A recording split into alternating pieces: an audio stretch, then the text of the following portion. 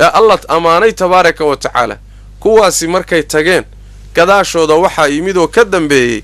kuwo salaadii dayacay waajibaadkii rabbi dayacay shahawaadkoodii iyo naftoodu waxay rabtana raacday calooshaada dherji yani waxa weeyaan farjigaaga dherji qaraa'istii shahawaadkaaga naftaada daacad u noqo ee adduunyada isaga tamashle waajibaadkii rabbina waa dayaceen salaadii ba mithaal laga dhigay لأن صلاة أفعاشا وحن لها عباداتك عملية أيا وحي أطهي هردق أطهي أما أساس أطهي صلاة دي بيضيعين نفتو ذا الشهوة دي ذا وإسكر راعين سيحدا مركي ترادا وإسكر سيحدان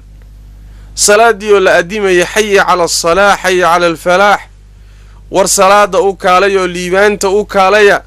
هردي كدورتين salaadii oo loogu yeerayo shahawaadka iyo adduunyada erigeeda ka doorteen afkaar kale iyo balaayo kale qaateen oo salaadiiba waaba liideenba war maxaa la foorfoorsan bay ku leeyeen maxaa la foorfoorsan oo dadkan ka maqan afkaar kale iyo gaalnimo iyo kufri iyo balaayo kale la raacay Allah tabaaraka wa ta'ala wuxuu yiri fasawfa yalqawna ghayya waxay la kulmi doonaan ghayy غيّga culimada qaarkood waxay leeyihiin waa dalaal iyo lunsanaan qaarna waxay leeyihiin ma ahe waa waadin fi jahannam waa tog naar ah oo jahannama dhexdeeda ku yaala dadkaasi marka waa ku daayeen sidoo kale quraanka kariimka wuxuu tilmaamayaa dadku markay hawadooda raacaan kuwa hawadooda raacay afkaarta khaldan raacsan nidaamyada khaldan raacsan dasaartiirta khaldana ilaahay tiisi garab marsan raacsan ama dajistay ama kuwa ka soo gaaray ama kuwa ka soo qaatay oo ka soo ergistay iyo kuwa ku raacsan haddii xaqa ilaahay xaqiisa ka yimid dadku siday rabaan iyo hawadooda uu raaci lahaa dhulka iyo samaduba waa fasaadi lahaayeen wax jiri lahaaba male dhulkan iyo samaawaadkani waxay ku jiraan oo ay ku taagan yihiin oo ilaahay tabaaraka wa ta'ala khalqigiisan ugu naxariisanaya oo roobku ku iimaanaya oo dhul yani dalaga ka soo baxaya dhulka ka soo baxaya uu ku soo baxaya oo sideedaba noloshu ay ku jirtaa wax weeyaan waa raacitaanka xaqa waa raali gelinta alle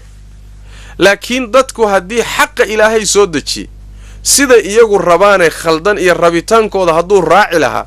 دي السماوات كي يقولك ويبابي لها وابل فساد الهوا الله تبارك وتعالى في القرآن الكريم معناها آيادة الماما يسوحوا كيري ولو اتبع الحق أهواءهم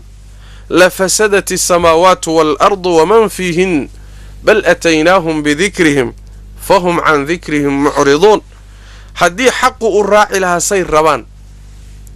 سيئي يقول ربان هدو حق نقولها لقود بقلي لها oo xaqa alla soo dajiyay siday rabaan uu ku raaci lahaa waxa fasaadi lahaa samaawaadka iyo dhulalka iyo inta ku dhex nool yani waxa wax fasaadinaya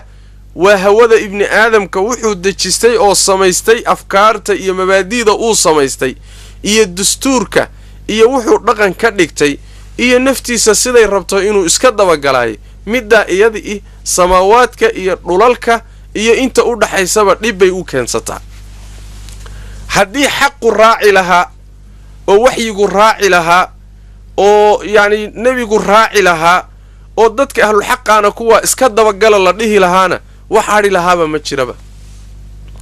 allah tabaaraka wa tacaala wuxuu uhi bal ataynaahum bidikrihim arrintu hawadoodoo la raaca ma ahee waxaanu yani ula nimid buu rabbi yidhi tabaaraka wa tacaala dikrigoodii baan u keennay wixii hawada ka sixi lahaa daawadii baan u keennay fahum can dikrihim mucriduun laakiin dikrigoodii